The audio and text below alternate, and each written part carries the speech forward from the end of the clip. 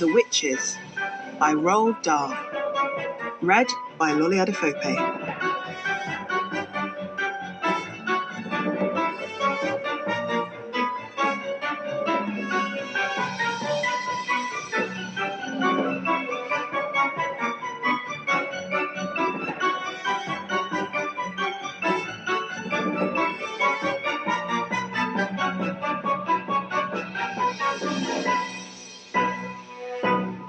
Chapter 1.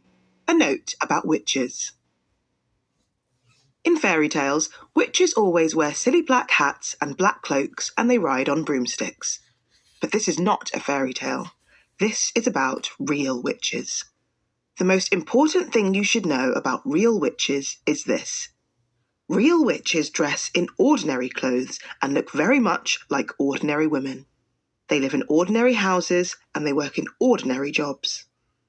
That is why they are so hard to catch. A real witch hates children with a red-hot, sizzling hatred that is more sizzling and red-hot than any hatred you could possibly imagine. A real witch spends all her time plotting to get rid of the children in her particular territory. "Which child?" she says to herself all day long. "Exactly which child shall I choose for my next squelching?" A real witch gets the same pleasure from squelching a child as you get from eating a plateful of strawberries and thick cream. She reckons on doing away with one child a week. Anything less than that and she becomes grumpy. One child a week is 52 a year. Squish them and squiggle them and make them disappear. That is the motto of all witches. Very carefully, a victim is chosen. Then the witch stalks the wretched child like a hunter stalking a little bird in the forest. She treads softly. She moves quietly. She gets closer and closer. Then at last, when everything is ready, and she swoops. Sparks fly, flames leap, oil boils, rats howl, skin shrivels, and the child disappears. A witch, you must understand, does not knock children on the head or stick knives into them or shoot at them with a pistol. People who do those things get caught by the police. A witch never gets caught. Don't forget that she has magic in her fingers and devilry dancing in her blood. She can make stones jump about like frogs, and she can make tongues of flame go flickering across the surface of the water. These magic powers are very frightening. Luckily, there are not a great number of real witches in the world today. In England, there are probably about 100 of them altogether. Some countries have more, others have not quite so many. No country in the world is completely free from witches. As far as children are concerned, a real witch is easily the most dangerous of all the living creatures on Earth. What makes her doubly dangerous is the fact that she doesn't look dangerous. Even when you know all the secrets, you'll hear about those in a minute, you can still never be quite sure whether it is a witch you are gazing at or just a kind lady. For all you know, a witch might be living next door to you right now. Oh, if only there were a way of telling for sure whether a woman was a witch or not. Unhappily, there is no such way. But there are a number of little signals you can look out for, little quirky habits that all witches have in common, and if you know about these, if you remember them always, then you might just possibly manage to escape from being squelched before you are very much older. Chapter 2. My Grandmother.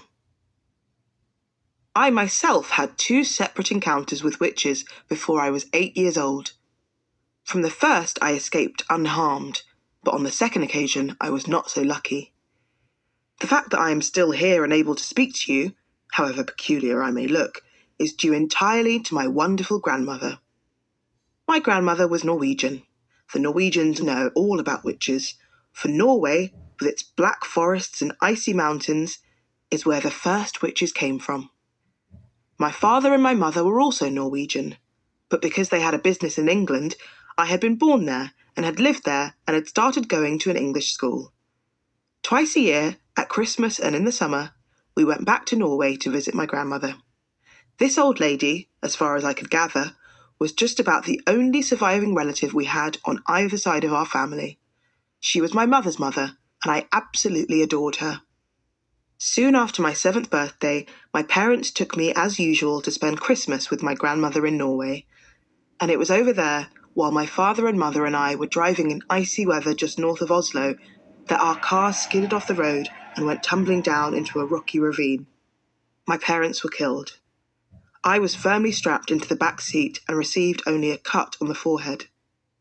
I finished up, of course, back in my grandmother's house with her arms around me tight, and both of us crying the whole night long. "What are we going to do now?" I asked her through the tears. "You will stay here with me," she said, "and I will look after you." "Aren't I going back to England?" "No," she said, "I could never do that. Heaven shall take my soul, but Norway shall keep my bones." The very next day, in order that we might both try to forget our great sadness, my grandmother started telling me stories. She was a wonderful storyteller, and I was enthralled by everything she told me. But I didn't become really excited until she got onto the subject of witches. She was apparently a great expert on these creatures, and she made it very clear to me that her witch stories, unlike most of the others, were not imaginary tales. They were all true.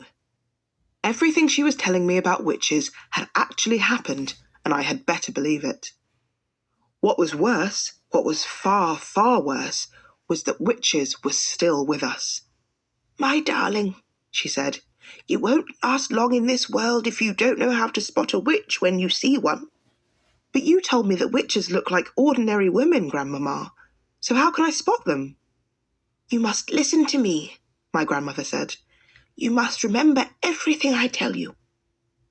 We were in the big living room of her house in Oslo, and I was ready for bed. The curtains were never drawn in that house, and through the windows I could see huge snowflakes falling slowly onto an outside world that was as black as tar. My grandmother was tremendously old and wrinkled, with a massive wide body that was smothered in grey lace. She sat there majestic in her armchair, filling every inch of it. Not even a mouse could have squeezed in to sit beside her. I myself, just 7 years old, was crouched on the floor at her feet, wearing pyjamas, dressing gown, and slippers. "You swear you aren't pulling my leg?" I kept saying to her. "Listen," she said. "I have known no less than 5 children who have simply vanished off the face of this earth, never to be seen again. The witches took them." My grandmother was the only grandmother I ever met who smoked cigars. She lit one now, a long black cigar that smelt of burning rubber. "The first child I knew who disappeared," she said, "was called Ragnhild Hansen. Ragnhild was about 8 at the time, and she was playing with her little sister on the lawn. Their mother, who was baking bread in the kitchen, came outside for a breath of air. 'Where's Ragnhild?' she asked. 'She went away with a tall lady,' the little sister said. 'What tall lady?' the mother said. 'The tall lady in white gloves,' the little sister said. 'She took Ragnhild by the hand and led her away. No one,' my grandmother said, 'ever saw Ragnhild again.'" "What happened to the other 4 children?" I asked. "The second one was very peculiar," my grandmother said. "There was a family called Christiansen. They lived up on Holmenkollen, and they had an old oil painting in the living room that they were very proud of. The painting showed some ducks in the yard outside a farmhouse. There were no people in the painting, just a flock of ducks on a grassy farmyard and the farmhouse in the background. Well, one day their daughter Solveig came home from school eating an apple. She said a nice lady had given it to her on the street. The next morning, little Solveig was not in her bed. The parents searched everywhere, but they couldn't find her. Then, all of a sudden, her father shouted, 'There she is! That's Solveig feeding the ducks!' He was pointing